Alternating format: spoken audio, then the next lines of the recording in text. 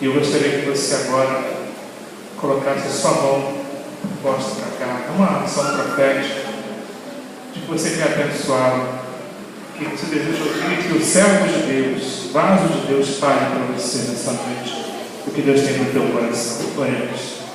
Pai amado, Pai bendito, em nome de Jesus, nós te louvamos por tudo que já vimos e ouvimos aqui nessa noite. Te louvamos, a Deus, pelos louvores que com certeza chegaram até ti, ao teu coração. Te louvamos, a Deus, porque sabemos que o Senhor já se faz, ó Deus, inclinar-se para ouvir a oração desse lugar. E agora, Pai, nós queremos ouvir o que o Senhor tem a falar conosco. Nós já expressamos a nossa gratidão, a nossa louvor, a nossa adoração. Nós queremos ouvir o que tu tens para nós, Senhor. Qual é o teu querer para a nossa vida? Então, ó Deus, fala através do teu servo. Sei que tu já preparaste o teu servo. Sei que sobre ele repousa o teu Espírito. Sei que sobre ele, ó Deus, no seu coração está a sua palavra. Então fala tão somente à tua igreja nessa noite. E que saiamos aqui, ó Deus, edificados, impactados, transformados pela tua palavra. É o que nós choramos, é o que nós te pedimos e te agradecemos, em nome de Jesus. Amém. Palavra de Tiago. Deus abençoe. Ele vai dizer com a igreja dele, o ministério que ele pertence. E com mais, ouça o que Deus quer falar para você. Quem tem ouvidos para ouvir, ouça. Amém. Graças e paz, igreja. Meu nome é Tiago, tenho 28 anos, eu faço parte do Ministério Bola de Neve, lá em Aruão, região dos Lagos.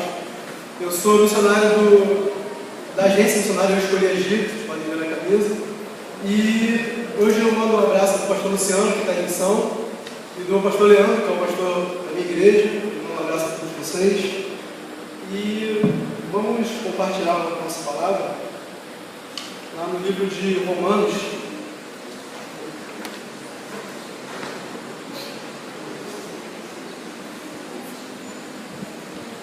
capítulo 12, versos de 1 a 3.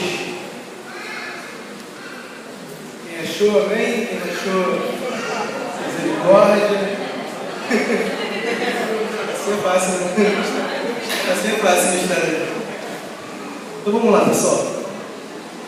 A consagração a Deus, humildade e fidelidade no uso dos seus dons é o tema desse capítulo do livro de Romanos, que diz no verso 1: Rogo-vos, pois, irmãos, pela compaixão de Deus, que apresenteis os vossos corpos em sacrifício vivo, santo e agradável a Deus, que é o vosso culto racional.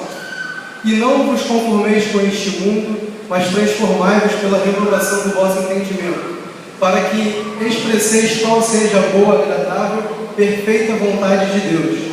Porque pela graça que é me dada, digo a cada um dentre vós que não saiba mais do que convém saber, mas saiba com temperança conforme a medida da fé que Deus repartiu a cada um. Amém? Então, acredito. Eu tenho 28 anos, faço 29 semana que vem, e era muito comum no colégio na minha época, não sei se, acho que não ali que não é da minha época, mas é muito comum a brincadeira do vivo ou morto.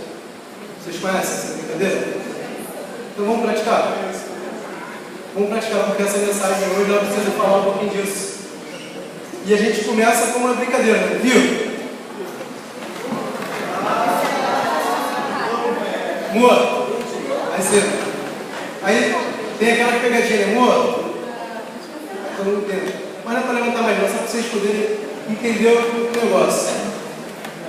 Quando a gente fala em Romanos 12, que falamos de inconformidades, é o tema do culto jovem de hoje, que é jovens inconformados, nós falamos de transformação.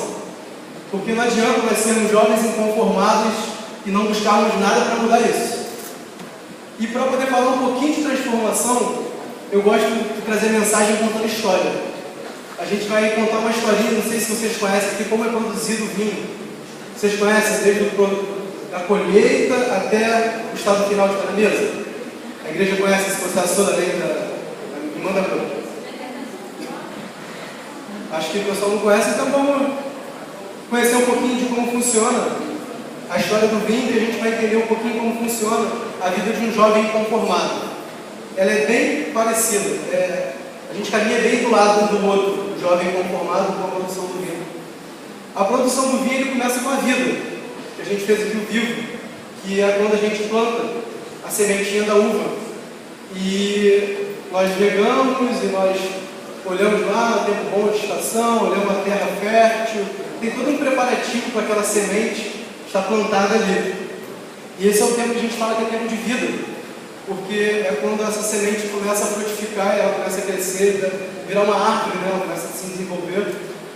E esse é o tempo de vida das nossas vidas, né?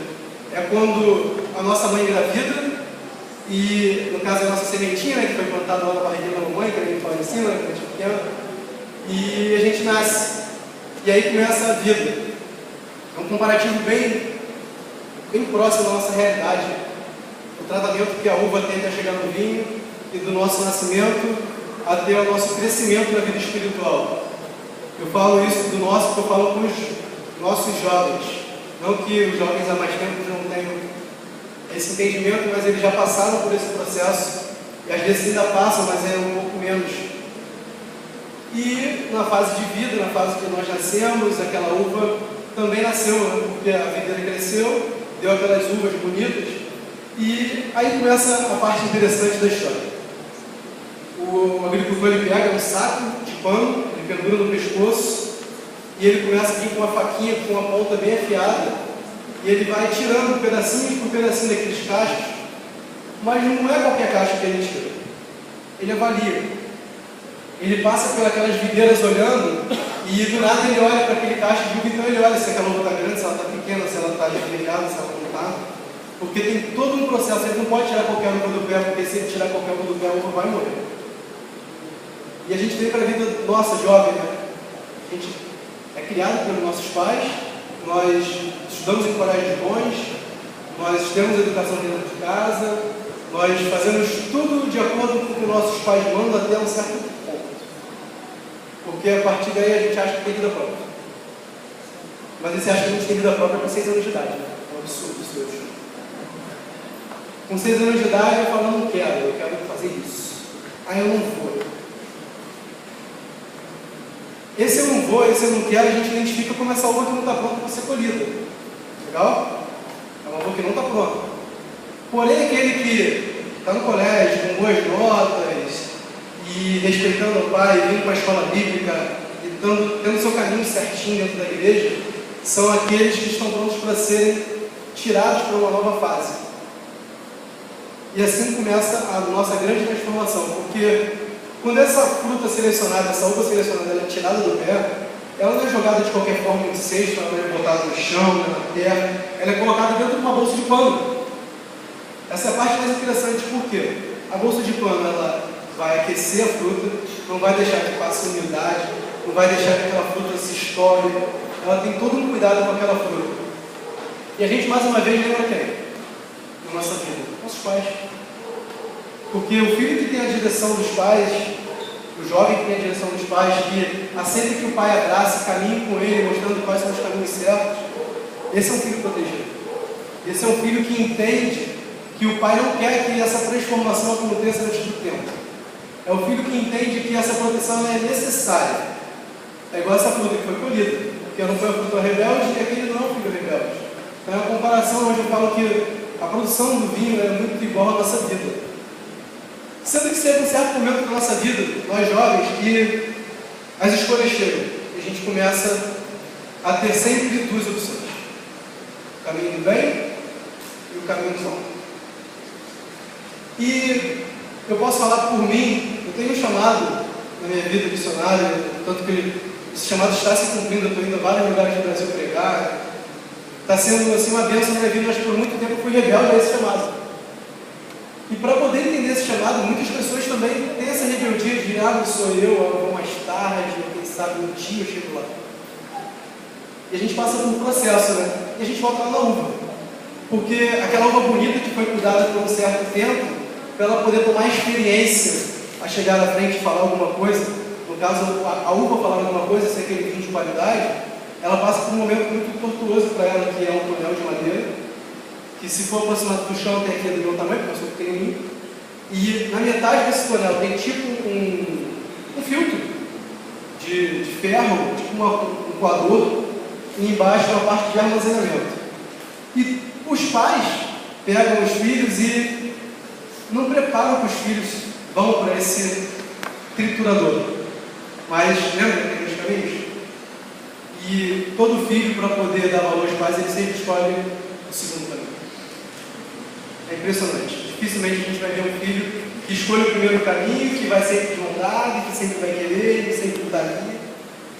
Então a gente vai falar daquele filho que não escolheu o primeiro caminho, ele escolheu o segundo.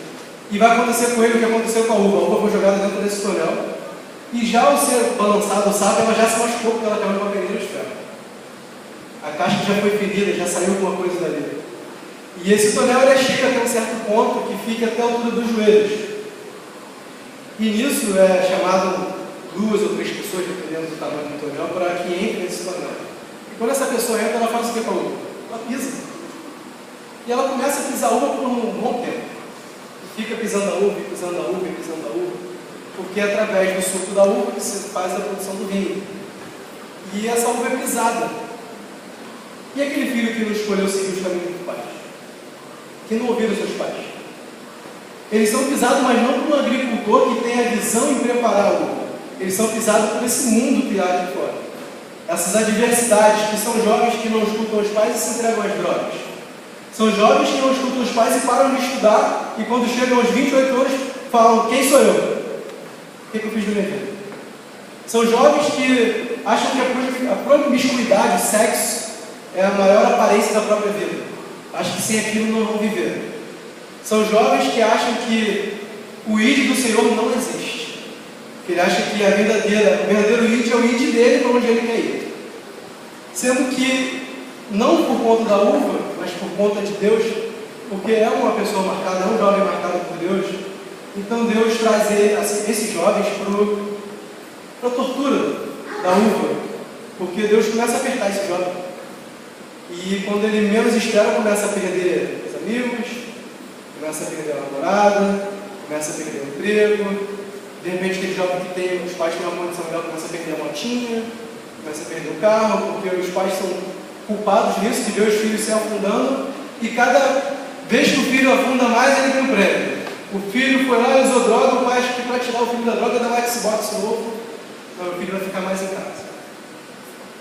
Mas o filho ficou em casa enquanto o efeito da droga estava ali nele, porque ele fica meio voando lá e tal. Passou, ele levantou e foi para o morro de novo, foi cheirar de novo. Aí o pai: não, meu filho precisa de um carro para ele poder se firmar na palavra de Deus, ele ir para a igreja, porque ele não vai ter que ir de ônibus, tadinho do meu filho, ele dá um carro. Aí o filho, em vez de buscar droga aqui na favela do lado, vai lá na favela da Baixada.